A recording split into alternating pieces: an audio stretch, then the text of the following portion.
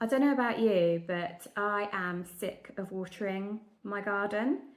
We've had these super dry conditions now for what feels like months. It hasn't rained for weeks. We've had heat waves. Our plants in my garden have just wilted.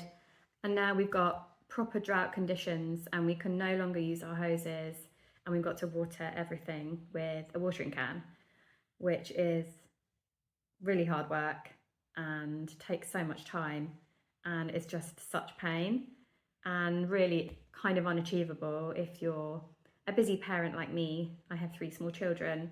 I have got so much to do after work and at the weekends that watering my garden just can't be one of them. And at the moment it is, and I don't want to have to do it anymore. And whilst a little bit of watering is lovely and meditative and it's relaxing and it's mindful, and I like doing that in my front garden pots, I just want to be released from having to water my plants every evening when I get home or at the weekends. I just want to hang out with my kids more, my family, and do fun things at the weekends and not be so tied down to looking after the plants in my garden, which are really important to me because I've chosen every one of those and I've spent a lot of money on it. And I have spent a lot of time and effort looking after them and planting them and trying to create a beautifully lush, layered look in my outdoor space, which I enjoy and I want to have for my family. So what I'm going to do is a big experiment over the next 12 months. I'm going to do my research. I'm going to find only drought-resistant plants, or as many as I can, that will thrive in my conditions, which is an east-facing back garden. It is heavy clay, although the soil is a little bit better in the borders, so it doesn't drain that great.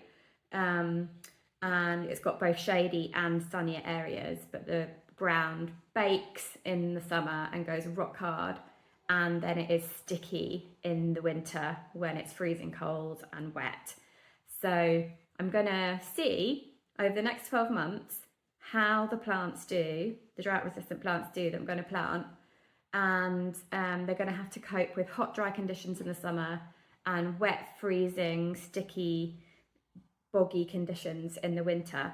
And I hope by next summer, if I look after them really well over the next 12 months, that the borders and my garden will be much more self-sufficient, independent, be able to look after itself, be resistant to heat and drought, and I'll be able to go on holiday without worrying about the garden completely dying by the time I'm back.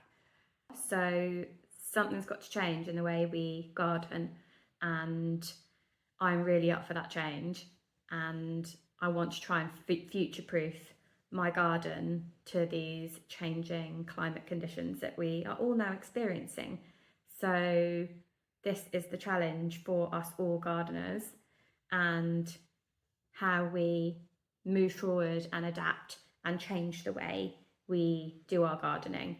I've just done a video on 18 different drought-resistant plants that will thrive in a really hot, south-facing, sunny border that doesn't get much water at all, and it bakes in the sunshine all day long. So check that one out if you want some plant combination ideas for a similar space that you may have.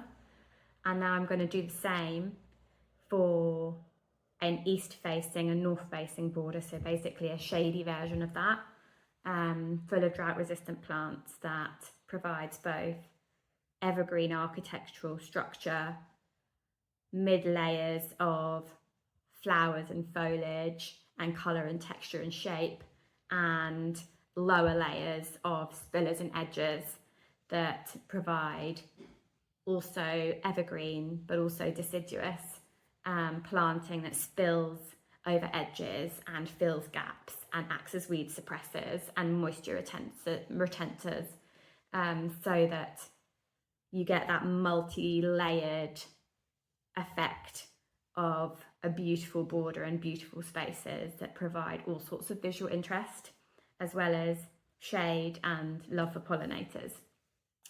So stay with me if you want to see how this experiment goes, and you might pick up some tips and ideas for your own gardens and outdoor space as we go along. And yeah, I want to try and achieve that lush, layered, beautiful look in my outdoor space, but it also survives through these sorts of heat waves and droughts. So I'm still going to be looking for plants that offer height and drama. Oh, husband calling, great timing. So I'm still going to be looking for plants that offer height and drama and beautiful textures and contrasting shape and colour and size. So I hope that by next summer, the garden will look like that, but also survive these terrible drought conditions. So do join me and follow along to see how that all goes. I'd love to have you with me and hear your ideas and thoughts and inspiration from you as well if you're doing something similar in your outdoor space. And please drop a comment below. I'll try to respond to everyone.